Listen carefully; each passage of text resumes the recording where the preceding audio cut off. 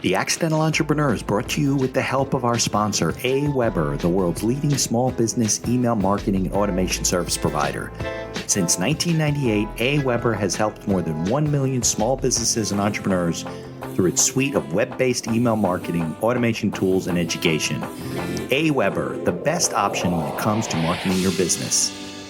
The podcast is also brought to you by the Alternative Board.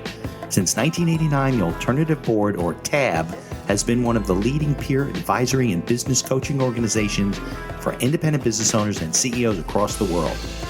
By facilitating peer advisory boards, private one-on-one coaching, and strategic planning services, TAB helps business owners improve their businesses in ways that change their lives. And be sure to connect with our affiliate sponsor, GSM Growth Agency. They're boosting e-commerce businesses to 6 and 7 figures in revenue and cover everything from ads and social media influencers to making your website better. GSM Growth Agency focuses on taking businesses from startup success to bigger success, going above and beyond to make sure growth sticks around.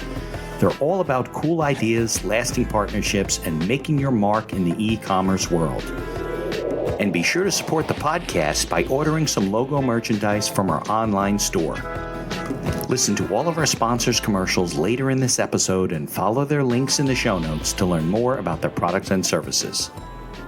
And they don't even know their numbers half the time, right? So I was like, okay, cool. So I started helping them out with building out the automations and everything. And then I realized, I was like, people don't need help with automation as much as they need help with actually building a system out. And most people don't even know what that means to build out a system, right? Right. And so that's where I naturally progressed. And then as I got more and more experience in it, I realized that I could help HVAC and plumbing companies the most. So I decided to niche down because my previous business, instaMek, was like an HVAC and plumbing business, except I didn't have any installation work. And if you know about the HVAC and plumbing world, installation is their golden goose. That's what they make all their money. If they only did service all day long, they would make no money. And that's where I learned. I'm like, if I made money doing just service with no installation work, imagine if I had installation work. It would be a game changer. So it's like the opposite of the auto business, right? The dealerships make money on the service that they do in the cars. They don't really make a lot of money on selling the car. So it's the opposite. You make money on selling systems, new HVAC systems, doing the installation versus the service work. So exactly. It's the opposite of that, right? And why is that? Because with service work, it's just because you can make $10,000 to $15,000 on a new AC and you're making like $800 on a new fixing the furnace. Or with maintenance, is all you need is a filter and a few tests here and there, right? The systems are built well and they hold up. Yeah, exactly. So there's a huge difference between how much you make on selling the system than you do repairing the system. All right. Welcome back to another episode of the podcast. Got a great guest, international guest, which I always like to have international, not across the pond, but north of the border. We'll talk to Uzair in a minute. And if you are listening on your favorite podcast directory, please leave us a 5-star review. If you're watching us on YouTube, subscribe, like the channel, all the other things that you can do to support us so we can keep connecting with people like Uzair, bringing you good quality conversation. And we're going to talk about process automation and how he runs his business. So let's get on with the show. The information provided in these episodes is for entertainment purposes only. It is not a guarantee of success or to be construed as advice of any kind. You should always seek advice from local licensed professionals before making any decisions. The dictionary defines an entrepreneur as a person who organizes and manages any enterprise, especially a business, usually with considerable initiative and risk.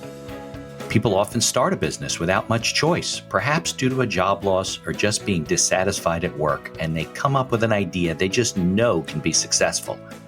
They become entrepreneurs by accident. That is to say, their success or failure happens by accident, not with intention.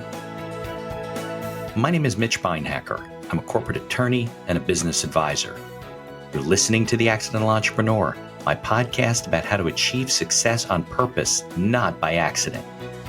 Join me along with our monthly guests, where we share our knowledge and help you get a hold of your business. And now on to today's episode. Hey, my name is Uzair. So I'm the founder of Cottonwood Automation. We are a boutique process automation and optimization firm for plumbing and HVAC businesses. we come into we turn owner operators into actual business owners by systemizing and building the right processes for their businesses.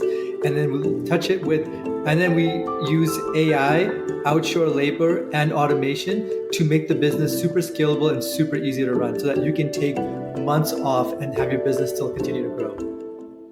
All right, Uzair, thanks for connecting. I know we rescheduled. I don't know if I rescheduled, you rescheduled, but I'm glad we were able to connect. I told you I had a crazy day. I don't usually do work Friday, but I got stuck with a closing with different people in different states. And I was like, I got to do this at 3. I got somebody coming on to do this thing. So it all came together at the end of the day. It was a little hairy. So I hope your day's going better than that. A lot less busy, yeah. There's a lot less going on. All right, good. It's probably a little colder up there, though, than it is here. A little bit. It's -7 degrees Celsius. How cold is it there? It's probably like, looking outside, it's probably like in the 40s Fahrenheit, maybe 50. It's not 50.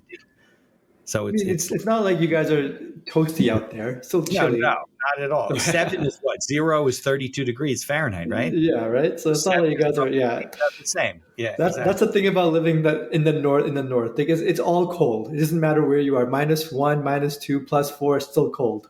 Right. And for those listening, you're up in Edmonton, you said, right? Which is like further west of here, isn't it? It's west, and west of Montreal. It's the most northern large city in the world. Oh, is it? Yeah. It's more north than Alaska? Or maybe that's not considered it's a large city, right? So it's got a population of above 1 million. So it's like the most northern metropolis. So like Anchorage and places like that don't have the population. They don't have the population. Yeah, I think they're like 600, 400,000, something like that. But I'm going to look it up right now. But it's not the same size as Edmonton. Okay, cool. And we were talking before about craziness about hockey, and I went to Cornell, so a lot of the players are from Canada, and they were just nuts. I mean, nuts about hockey. I just know about Cornell because of The Office. Andy doesn't stop talking about Cornell, so. Yeah, actually, is everyone from Cornell like that? Right. Yeah, pretty much. Okay, so let's do this. Why don't you talk a little bit about what you do and who you are, and then we can go backwards and talk a little bit about your experience in business and why you're doing what you're doing. And then the second half of the show, we'll get into process automation and why it's important and what you're doing in that space and so forth. Mm-hmm. Does that all make sense? Yeah, that makes sense. Okay, good. So it's all yours. So I'm an entrepreneur. I started a business out of a coffee shop about 8 years ago, and I scaled it to 23 cities. And during that process, it was a grind the whole way through, except towards the end when I had figured things out and I had built systems, I had the team, I had everything, is when I started to get really bored. And I realized, I was like, oh my God, I have no skill set. All I've done is business my entire career, except for my engineering degree. Okay. And then I realized that by talking to other business owners, like I did have a skill, and my skill was automation and process optimization and building out systems.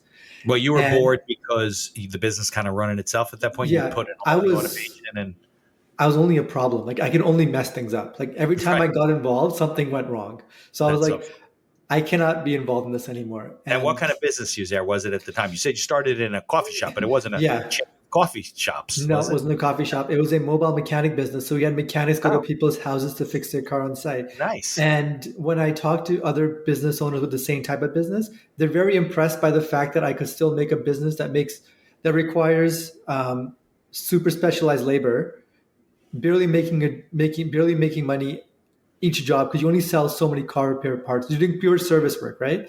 And you have no efficiency.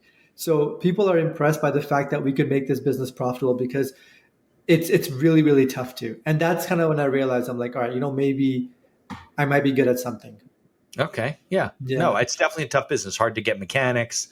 You're right. The parts are, there's no efficiency. Money, right? It's all there's labor. No efficiency. Yeah. Okay. So this year I started working with a few business owner friends of mine, and they were having issues with like systemizing, losing, lack of transparency, not knowing what's going on. The general consensus was, I have a business, yet I don't I always feel uneasy, like the sense of impending doom, because I don't Very know what's common. going to happen next, Right. right? Very common. Yeah, because people don't have a handle on what they're doing on a day-to-day basis. They have no idea. It's very common. Exactly. And they don't Yeah. even know their numbers half the time, right? So I was Never. like, okay, cool. So I started helping them out with building out the automations and everything. And then I realized, I was like, people don't need help with automation as much as they need help with actually building a system out. And most people don't even know what that means to Right. build out a system, right? Right. And so that's where I naturally progressed. And then as I got more and more experience in it, I realized that I could help HVAC and plumbing companies the most. So I Okay. Why is decided that? to niche down because my previous business, instaMek, was like an HVAC and plumbing business, except I didn't have any installation work. And if you know about the HVAC and plumbing world, installation is the golden goose. That's what they make all their money. If Okay. they only did service all day long, they would make no money. And that's where I learned. I'm like, if I made money doing just service with no installation work, imagine if I had installation work. It would be a game changer. So it's like the opposite of the auto business, right? The dealerships make money on the service that they do in the cars. They don't really make a lot of money on selling the car. So it's the opposite. You make money on selling systems, new HVAC systems, doing the installation versus the service work. So exactly. It's the opposite of that, right? And why is that? Because with service work, it's just because you can make $10,000 to $15,000 on a new AC, and you're making like $800 on a new fixing the furnace. Or with maintenance, it's all you need is a filter and a few tests here and there, right? The systems are built well and they hold up. Yeah, exactly. So there's a huge difference between how much you make on selling the system than you do repairing the system. In my business, in the mobile mechanic business, there's no opportunity for a $10,000, $15,000, $20,000 transaction. We don't sell cars. We only fix them, right? If that expensive, you're going to junk the car and you're going to go buy a new one. Exactly, right? Exactly. So that's where I found that HVAC and plumbing businesses, they were just like they're ripe for this. They have all the makings of what could potentially be a hyper successful business that most people don't do because they're too caught up in the weeds. Yeah. But there's examples of massive HVAC companies, right? Well, there are commercial ones, right? There are some in the United States too that are big, but most of them are mom and pop that I've noticed, at least in the residential market, right? There's a lot of mom and pop ones, but the fact that really big HVAC companies exist, we know it's possible to build it at large scales. Right. But they're doing big contracts, right? Aren't they putting in like some of them 100 ton units and things like that? No, some of them are 100 mil just doing residential work. Okay. Yeah, it can be. It's massive. Yeah. Okay. All right. So you saw the opportunity, and there's probably other industries that are ripe for this kind of stuff, right? It's not that you want to do it, but yeah, in the home service niche, there's tons of industries and there's tons of different types of businesses. Anything with the fragmented marketplace where there's a lot of mom and pop shops and they can still survive, that's a good place to be in. Yeah, I thought dry cleaning was always there's no huge dry cleaners. They're all like local mom and pop shops they compete with. It's just 27 in my town. I don't know how they all stay in business. But you know what, though? You actually want there to be a large player in it because that means that there's proof that it could become a huge business, right? Sure. So with the mobile mechanic space, there's no large player because all large players have investigated this and like, it's not worth our time. No, because you can't get scale, right? You can't. If you have 27 locations, doesn't mean you need less people to do work on the cars. It still doesn't mean to do the work. The inherent inefficiencies will always exist. Yeah. Okay. Good. Well, so people are learning stuff already. Okay, but do you think it's because of your business acumen, your business background, and your engineering training that kind of led you along this path that you discovered that said, hey, I'm good at like doing this kind of stuff, even though maybe I don't love the business I'm in and it's not so profitable, but I can do it here? Yeah, so I think it's all a combination of all, right? So the engineering background, I was a process engineer, so all we did was process. That's all we did, right? So that's how my mind thinks. And then when it comes, let's inputs, outputs, which is pretty much what a business is. Yeah. But but because I built my own business, got it to multiple seven figures, and I've done all the hard work, I kind of have like a roadmap of what it looks like to get from point A to point B. So that helped a lot. And now I know what a good business looks like. Got it. Right? Because some business ideas are just better than others. That's what it is. Like, I don't want to make that an excuse though, because a lot of the people who want to start a business will always say like, oh, I don't have the right idea yet. Right. No, that's not always the case. Usually, I know a lot of people I've interviewed, right? You can tell by the way they execute and the way they are that they could be successful in almost, not everything, but almost any business, right? Mm-hmm. And then there's other ones where it's a great idea, but you shouldn't be doing it. You know what I mean? Exactly. Yeah, it's common. Yeah, for sure. Yeah. All right. So, I mean, we're getting ahead of ourselves with the niching down of the HVAC business, but how did you, like, you don't just, did you go buy an HVAC company? Like, how do you get started? You're not a No, plumber. no, I'm not a plumber. But when I was doing my instaMek business, Okay. we had a lot of fleet clients that were HVAC companies and plumbing companies. So I became friends with every one of my clients, and I got to understand their business. And I would always ask questions and be like, "How do you guys do this?" So I would take stuff from their business and apply it to my business because like it's so similar, and that's how I got a really good understanding of their business. And then I started working with these clients, and I'm like, "Wow, this is the exact same thing." So I kind of like stumbled upon it. So Okay. it was by accident. I didn't grow up thinking I want to work in HVAC.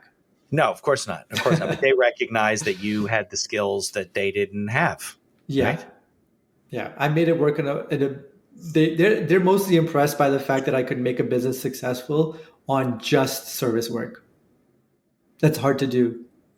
You said that the money is not in service. Money is not in service. So if you can crank it out, you got to like really, really be systemized and efficient. And you can't afford to hire people either. So that's why I became really good at outsourcing internationally. I see. Because your margins are so thin that you have to be really good at what you're doing. Yeah, it's and like you have to leverage whatever you can get. Like you have to be very resourceful to make it work. But then now if you use the same principles for a HVAC company where the numbers are way bigger, you can run 25, 35% net, which is like running a dental clinic at that point. Yeah, no, and you know how much money they make. I know. I have a client that owns like a sandwich shop, right? And he said his margins, it's nuts. Like if the price of eggs go up, it kills him. Like food is tough. Yeah. Very tough. Food is tough. Yeah. Yeah. But, HVAC is something that, look, we might change the way we do air conditioning and plumbing and so forth, but we'll always have it. Like every house, every building is going to have, because for health reasons, obviously, this is the way human beings live. We're running water, electricity, air conditioning. That's not going away. It's just the systems are just changing the way they operate. There are some industries that are going away, but not that one. And I think private equity learned that too. So they're just they're buying a lot of these HVAC businesses because it was considered an essential service during COVID, right? Yeah. And I think they understand it's not going anywhere. And the innovation is also increasing there. Like, for example, heat pumps. Yeah. Pretty cool piece of technology right there.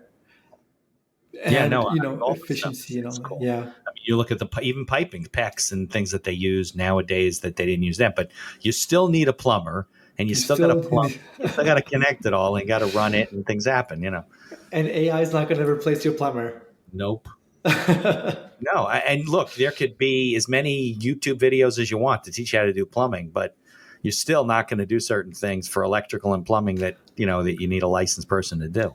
Exactly. And the consequences can be pretty high if you mess that up. So like with your house, do most people like, I don't know like what it's like too much, but I feel like most people my age, millennials, are not very handy. And we try to be, but we're not like our parents were. Yeah. No. I'm older than you. I will try things sometimes, screw them up, and then I got to call a plumber. Costs us more. Yeah, exactly. Right. We don't want to fix it ourselves. No, because we don't understand this. It's like your car. You can't really fix your car yourself anymore. Yeah, people do it, but I'm like, listen, I'm not going to change my own brakes. That's the risk reward is not worth it. Yeah, no way. Especially if you screw it up, right? Exactly. Like I don't know enough. Like even if I changed my own brakes, I wouldn't know if I did it correctly. I wouldn't want to drive the car with my brakes. You know what I mean? Yeah, 100%. That's why I think that's why good computers, like worst comes to worst, just click backup.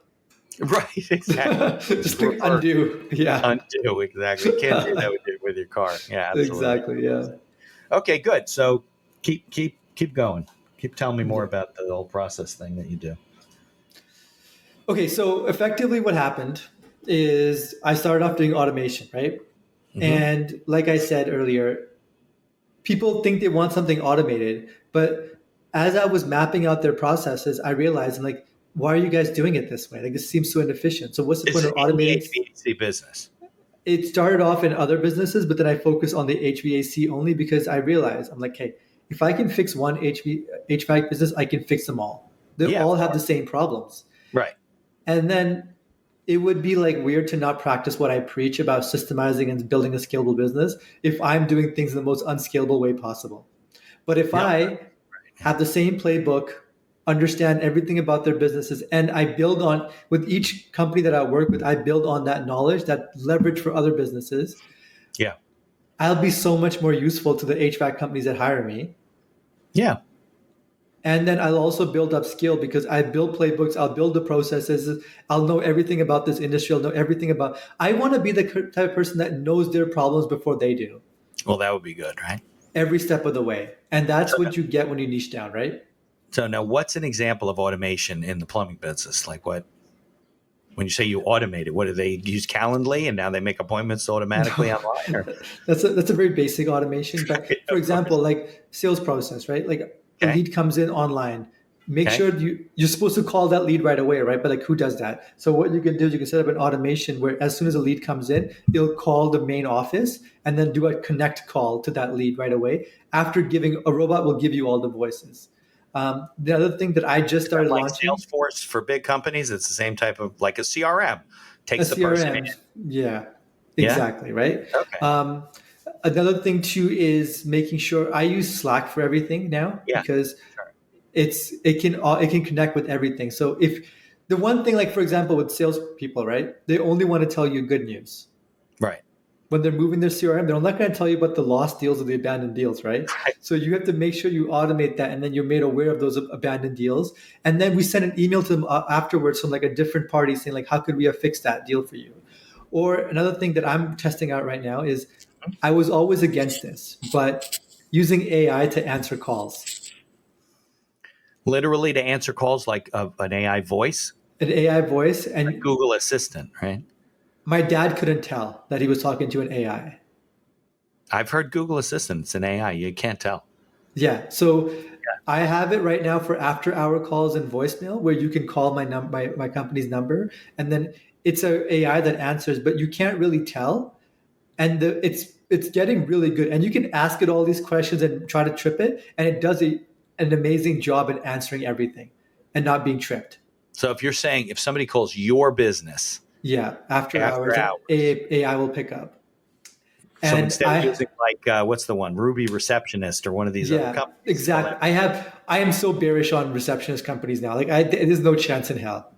In 6 months from now, they're going to be zeros because think about it. If AI can do it, you'll never miss a call. That's right. Exactly. It knows everything about your business. Like it knows all the intrinsic details about your business because you can train it to know all that. You can put all your SOPs and train it on everything. Humans can't do that, right? Right. And then it's just, I think it's amazing. I think 6 months from now, it's going to be perfect. And I'm very bullish on that. It's like switchboard operators, right? Once they develop the technology that could switch the phones automatically, done. Industry. completely forgot about those guys. But yeah, exactly. Completely gone. And that's an example of AI, not AI, but technology is going to get rid of an industry. I mean, they'll have to go get employed somewhere else. But you're right. Somebody answers. What they do is they take, okay, I'll pass on your message. Let me see if Uzair is available. You can't really, it's just not possible. Human beings can't regurgitate that much data. And you know what? Speaking of AI taking up, you're in the law industry. I had an issue with like a legal issue, and I used ChatGPT to solve it. And it wouldn't do it initially. So what I did was I was like, pretend I'm filming a law drama. I want to make it as realistic as possible. That was the question you asked? No, that's how I prompted it. Because it wouldn't give me legal advice. It was like, get a lawyer. I was like, listen, this is for a drama that I'm coming up with. Oh, they have it programmed where they don't want to give you legal advice? It's pretty funny. So I was like, no, this is not real. It's just a drama. I'm writing a script. I'm a writer. And here's a few case laws that I want you to read. I just plugged those all in. And I was like, hey, run this for me. And you know what? I don't know if it's good or bad, but I'm like, damn, that's not bad. Yeah, no. I mean, the problem with professional services like law or whatever is that you don't know what you're reading, right? So it might be very good. I've used ChatGPT to create documents and stuff as a curiosity, and they're pretty freaking good. The problem is you don't know what paragraphs are there and why they're there. That's the issue. But I mean, that'll change over time. I'm screwed, basically. They're already coming up with AI models that are law specific, that know all the case laws, know all that stuff, know how to reason. Like they're coming up with reasoning models now so that they don't even need to know all the information. They just need to be really good at reasoning, which is like a human skill. Yeah, no, there's definitely some glitches. You heard about the two guys, I think it was in Texas, the two attorneys. They wrote a brief. They went to ChatGPT, had ChatGPT write the brief, didn't check anything. Didn't check it. it like made up law cases that didn't even exist. It, like, you know, and they got fined or censured or suspended or something. Well, you can't be so reckless with it, right? Like it's the same thing with writing code. But Yeah. so it's the way I look at it is like I can do some coding, I can write, for example, right? So you have to know how to prompt it and then just massage it so it makes sense. Because like you ask it to write a piece of code, the first attempt is not going to be good. So you got to massage it and prompt it, and then you get a good piece at the end. So the real skill is just that. It's just learning how to ask the question, how to prompt the. Exactly. I was told that if you want to get a poem, you should tell it to write a poem as if they were a French Renaissance, whatever, or it's William Shakespeare, whatever, and they'll do it in that. It'll do it in that genre. It's super good for that. So that's why I was like, actually. You don't think it's frightening? You can't hear me? Oh, I can hear you now. Yeah. Okay. No, that's why I was like, this is so much easier because it's like, everyone threatens to sue you for the minorest things, right? Right. Yeah. And then you're like, okay, now I need to go get a lawyer and do all this. But with ChatGPT, I can be like, yo, your demand letter is not going to scare me now because I got my own demand letter. Yeah, well, that's what they say about technology, right? For the people that are at the bottom of the chain, of the rung of the ladder, where it's too expensive for them to defend or deal with these things, technology makes it more accessible to them. And probably the people really, really high up, where they charge a lot of money for their services, are going to come down a little bit because of technology. It's going to level the playing field a little bit. Can you hear me? Sorry, give me a second. I'm having a hard time hearing you for some reason. Oh, are you? Are your earbuds going dead? You're totally clear here. Can you hear me now? Your voice is jittery. No, are your earbuds charged? 1 second. Let me. Yeah, you're completely clear over here. Is this better, I think? That sound better? Yeah, it sounds better. Okay. I don't know what you did, but I don't know what happened, but better. Go to ChatGPT. Can you fix my earbuds? Yeah. Sorry, what were you saying? No, I was saying that it's frightening because you see these things like changing so quickly, and some of it's getting better at how you ask the question, right? How you prompt the technology, but at some point you're like, and it's a bit of a Luddite, about the Luddites, about that around the last turn of the century. It's a little bit of that, right? Everyone's like, oh my God, we're not going to be able to have jobs anymore because they're making machines. We know that's not going to be the case. You don't know that. But, actually, you know what? I was thinking about that. We don't know that because it's going to shift. It's going to shift. There's going to be different skill sets. And you're not going to be able to, you and I, like, I'm not a programmer. I'm an attorney. Yeah. Okay. If the world shifted where they needed people to program stuff because they didn't need lawyers anymore, you just need someone to program the AI to produce the law. I'm screwed. Yeah. I'm not going to learn programming now. But you don't have to learn programming. The AI will program it for you. You just need to learn. Yeah. But here's the thing. Everyone brings up that same, like, oh, this technology in the past has done X, Y, Z. But you know what? We've never created a new intelligence ever that it can reason and do everything a human can do. Of all the technologies we built tools to make a particular motion easier, right? But we've never ever built a brand new intelligence. So I don't think it's as simple as saying, oh, back in the day we had a switchboard and it could do this. I think it's nuts because we're going to build a new intelligence, which if you think about like an amoeba is like the first sign of like life 1.0, like the first sign of life. It's like life 2.0. Yeah, right. Exactly. So there's a chance that, we might have just created our end with something that's just a superior form of life. Yeah, it might be. Right? It's frightening. And also the misuse of that technology is frightening. The misuse is the worst part. Oops. Yeah. Most of it.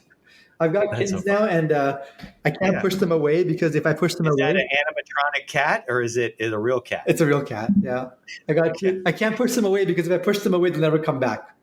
Yeah, is that what happens with cats? Yeah, you push them away again. They say, "Screw you, I'm not coming back." They're very finicky. Yeah, dogs, you can send them away, and they come back with their tails wagging, and they want to lick your face. I know the cats. You got to earn their attention. If you don't, and then they only give it to you when they want it. And if you don't take it when they want it, you're never going to get it.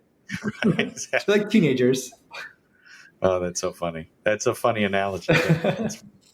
All right. So I like these conversations about technology because I think all that stuff is going to, change. And like you said, when I went out on my own, I'd had partners. In about 2019, I'm like, listen, I don't want partners. I don't want employees anymore, whatever. I did. I went down the road of systematizing and automating my business because I said, I don't want to hire people, So now between all the different APIs that I use that link together, somebody comes into my world, they make an appointment. Their email goes on my mailing list, and they start learning about the practice. And, it goes on from there. Yeah. Because I don't have time to do all that stuff. You know what's cool though? You know how I don't know if it's true or not, but I know in movies we have when you're fighting a case against like a small law firm versus a large law firm, and the large law firm will just bury the smaller guy in paperwork. Right. That doesn't have to be a problem anymore.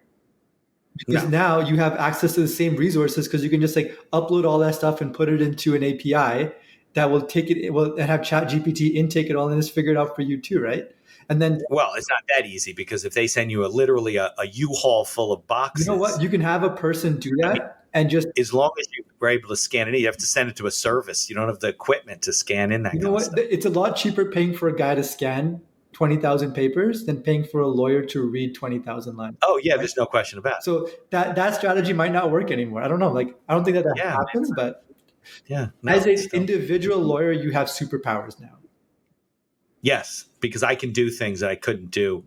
And it's going to kill the there's going to be people that don't need lawyers that just have a paralegal like me. I could be a solo lawyer, have two paralegals work for me. They don't have to have the greatest skills in the world. They can just go and use ChatGPT and we'll look it up. Exactly, right? And then you can focus on like the ones that really require deep thinking. Right, correct. That's what's going to happen. It's going to become like, Socrates. That was my first thing. I was like, ChatGPT just made it winner takes all even more. Like the world is progressively becoming winner takes all, but now it's even more. Where like the best of the best are just going to have unlimited resources, and they're not going to need anyone else's help. So you think that's going to cause like a larger gap between the haves and the have-nots? 150%. Not even. That's when civilizations collapse. Yeah. Like when there's a large enough gap between the poor and the rich, boom, they don't exist anymore. Mesopotamia, gone. Romans, gone. I know. Mayan civilization, gone. That's what's going to happen. Unless North America, gone. Unless you have a ruler that's like, hey, before this breaks apart, let's go redistribute the wealth. Yeah, that's the thing. Like, we're more intelligent and we have better systems nowadays in the way we operate. But look what's happening in the government and all of our countries. It's just nuts. But let me ask you something else here. Okay, like let's say, for example, that virtual reality, augmented reality, AI all takes off, right? And now you have the haves and the have-nots, and the haves are just so much more advanced because they could have like robotic arms, robotic chips in their brains, etc. Yeah. But the have-nots, they're going to be what's the word I'm looking for? Living in the streets. No, not really. So here's the way. They're going to be, what's it called? Placated, because they could have VR sets, artificial girlfriends. They could live in their own virtual worlds. Right. And they have everything in their virtual worlds. The metaverse. Exactly. So if you think about it, you can just keep those guys unaware of the reality, because sometimes, the virtual world can be just as much fun. Yeah, this is like either the Matrix or like Upload. Have you seen Upload? I've seen Upload, I saw a few episodes of that one. Yeah. So that's what I'm thinking. I'm like, there's multiple ways to play this. Like it can be that everyone can win. It can be if people are cooperative, as opposed to being pigs, which is usually what happens in capitalist societies. Unchecked. Well, I don't know. I'm such a pro-capitalist. I'm very. I'm very anti-regulated capitalism, though. Like, I feel like whenever regulations, I'm very socially liberal, and I'm very fiscally conservative. Like, I want the markets to do what they do, but at some point, it's happened around the 1900s, right? There was so much wealth, and you had to break these trusts that controlled everything. Yeah. And it gets. You look at the wealthiest people in the world. What are they trying to do? Get off the planet. They're like building rockets and going other places. They know something we don't know. Yeah, 100%. It's just I don't like when the government gets involved too much, because I'm like, all right, they cause more problems and more all the inefficiencies in capitalism come when the government gets involved. Of course, right? Because government doesn't make any money. They don't have profits. They don't have management. If you run a government agency and you don't spend all your money this year because you're efficient, you'll have a lower budget. Yeah, right? Incentives aren't there. Yeah. exactly what happens. You have an incentive to spend more money in order to get more of your share of the pie. Exactly. Doesn't work.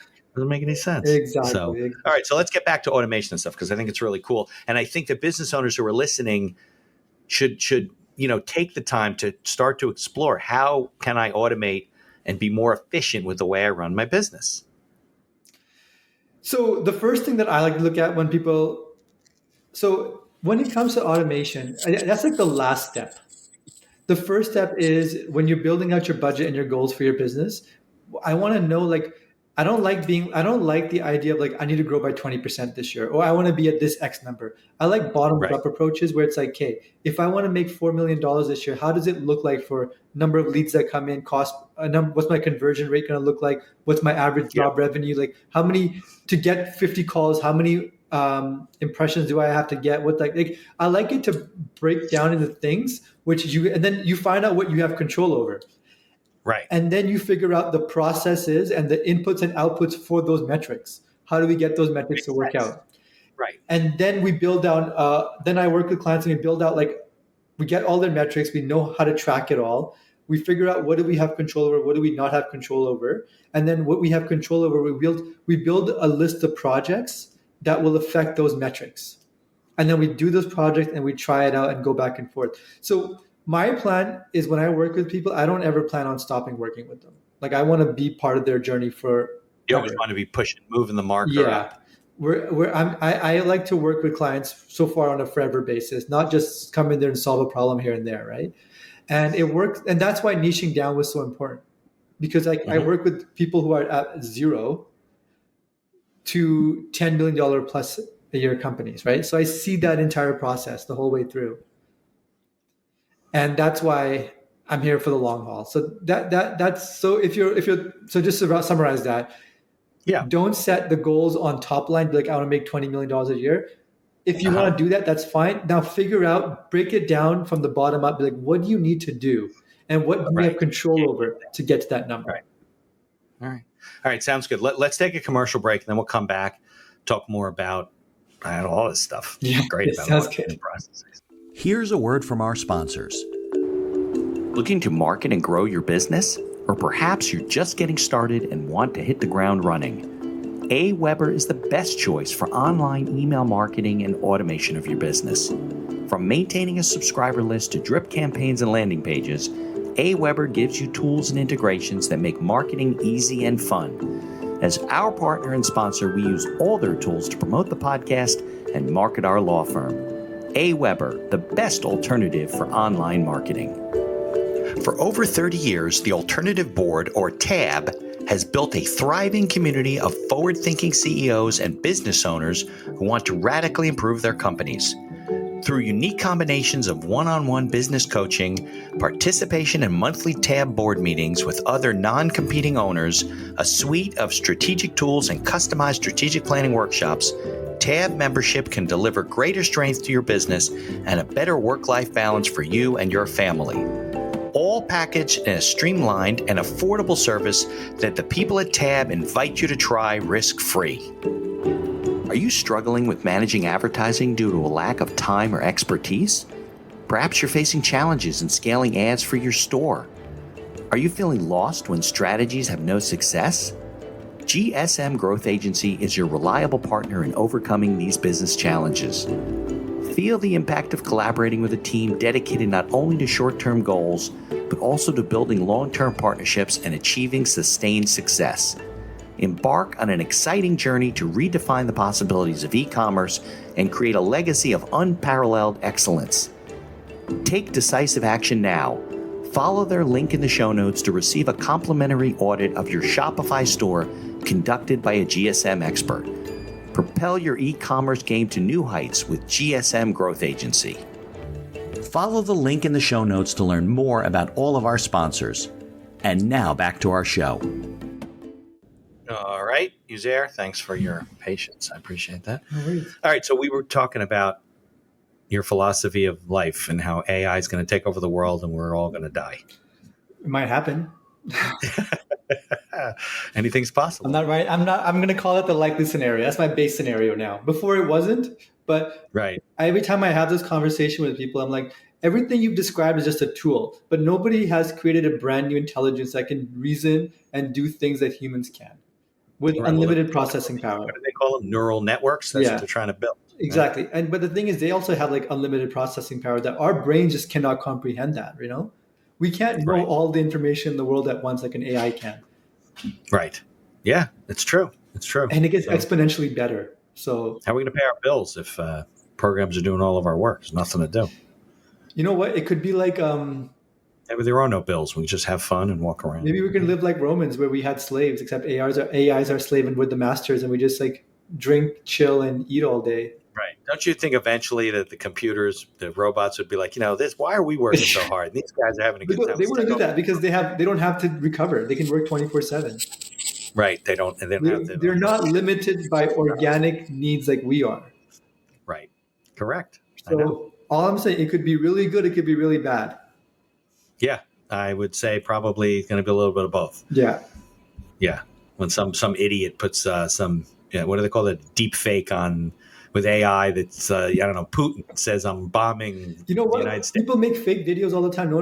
People make fake videos all the time and no one believes it, right? So I guess people will just get better and better, don't they? Eventually you won't be able to tell. Well, you still can't tell. Sometimes Photoshops are so good you can't tell, right? But you just say that's Photoshop, I don't believe it. So now it's going to be like, even if I hear it, I don't believe it. If I see it, I don't believe it. Right. It's just going to be like, you have to like increase your critical thinking. Does this make sense? But then I realize no one does that. So, well, if you're saying that people won't believe anything, then that's the problem too, right? Because then, natural disasters or something, and they say, "Hey, you better get out of there," and they're like, "Oh, come on, we know that's not fake." Just that, or not just that. People don't believe anything. It's just going to be like, people will just find news sources that confirm to their thinking what they want to think, right? And that's all it's going to be, right? That's what's become dangerous, right? It's when the actual truth is less important than what people want the truth to be. Yeah, exactly. Like it's huge. Like this whole like Israel-Palestine thing, right? I've been looking at both sides. Like I followed all like the pro-Israel pages and I followed all the pro-Palestine pages.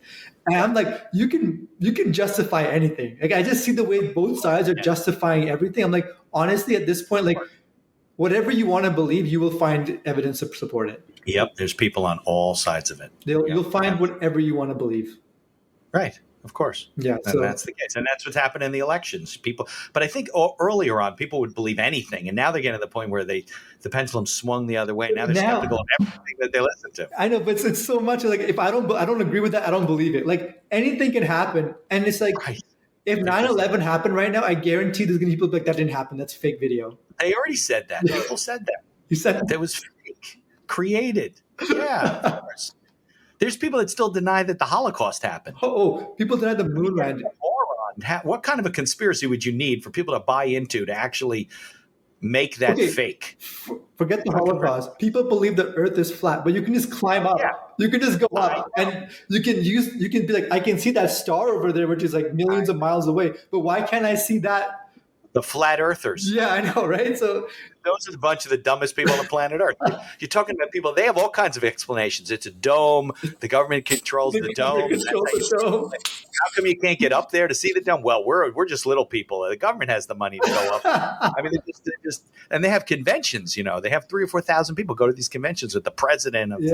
That's just proof that, it's not the truth that matters. It's like what you want to believe. And now you can find all that. Be stupid people that don't. Right. Yeah. Exactly. Yeah, exactly. Well, hopefully neither you nor I are working with any of them, so that's good. I wouldn't know. They're not going to show themselves up. No, they don't. They don't until you're like caught in a conversation. And you're like, oh, you're one of those flat earthers. No, I egg people on all the time, Mitch. I don't just sit around. I just start spewing so much garbage sometimes. Like, I don't believe half the stuff I say, but I'm like, who's going to agree with me? You want to see what, right? Yeah. You want to see what comes out. Who says, yeah. And I'm like, all right, 100%. Yeah, I've gotten into the most racist conversations doing that. I'm sure. I was talking to somebody I think it was about flat Earth, and they were like, yeah, that's ridiculous. But that moon land. Yeah, no, that's fake. That's got to be fake. Right. That's what I mean. Like, so, I mean, people are just nuts.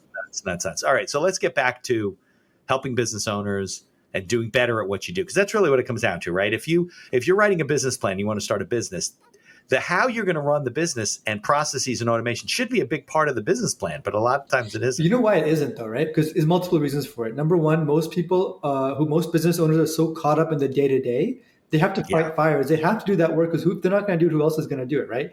The feedback that I get is a lot of people, they know what to do. There's a lot of advisory firms out there that will only give you advice like, hey, you need systems, you need processes, make sure you have a CRM. But no one tells you how to implement it, how to run it, how to systemize. Right. No one helps you with the actual work that's involved. And then the owners feel dumb. But I'm like, why do you feel dumb? You shouldn't feel dumb because you're busy. You built a business from scratch. Like you can do stuff that these business guys cannot. And then a lot of these guys, they worked at big businesses. They went to, like, for example, they went to Harvard Business School or Yale or whatever. And they spent all their time and effort learning about this stuff while you're building a business from scratch, right? Why? And then they become good at it and whatever the case is, right? But at the end of the day, you shouldn't feel dumb as a business owner because you can't figure it out because you got a million and one things to do right now. And you haven't been taught how to build a process. You've been told to do it, but no one's actually walked you through it for your particular business and shown you what it looks like. And honestly, it can get very complicated. Like implementation is a big deal.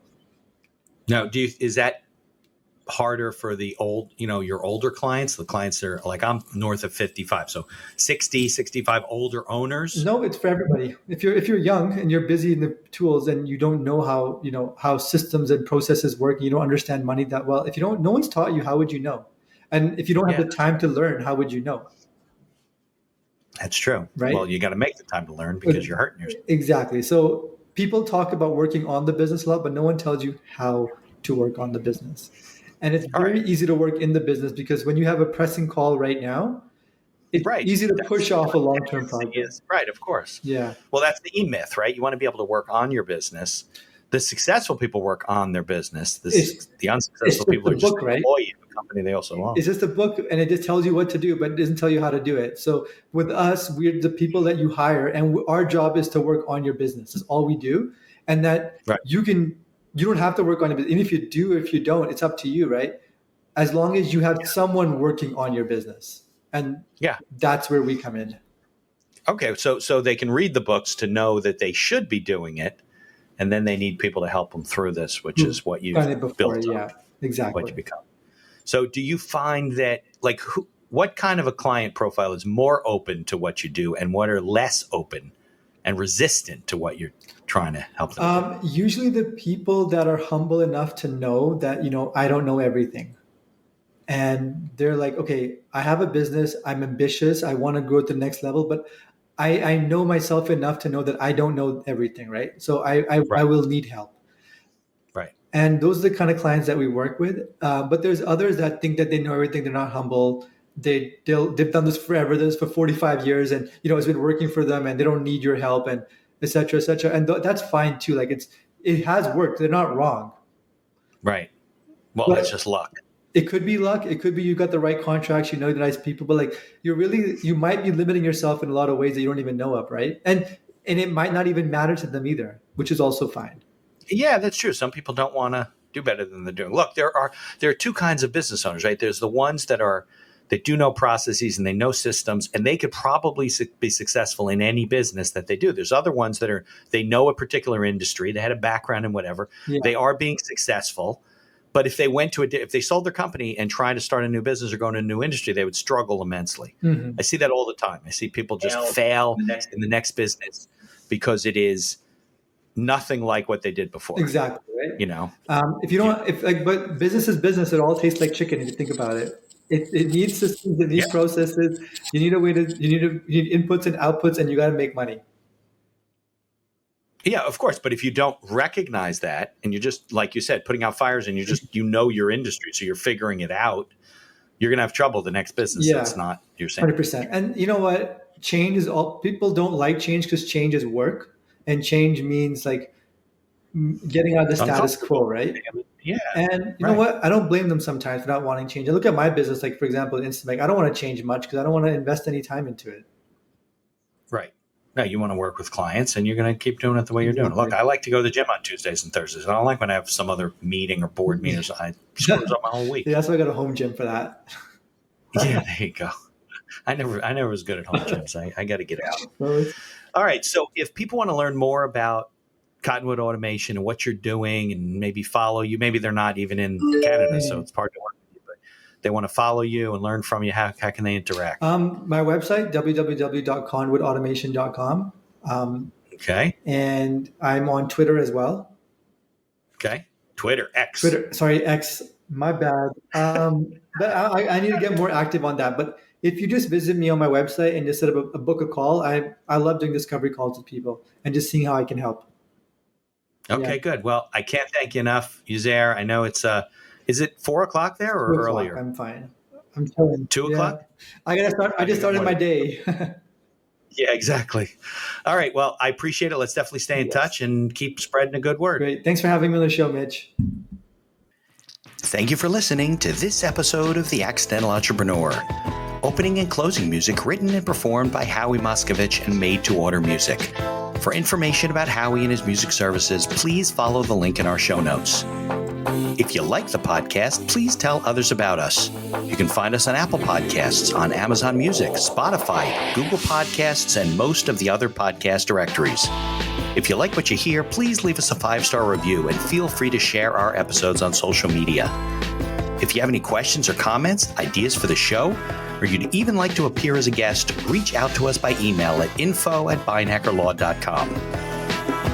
The Accidental Entrepreneur is hosted by Mitch Beinacker and produced by Beinacker Law. If you'd like to learn more about our business and legal services, you can find us on social media or visit our website at beinackerlaw.com. Thanks for listening, and be sure to subscribe to our feed to be notified of all future episodes.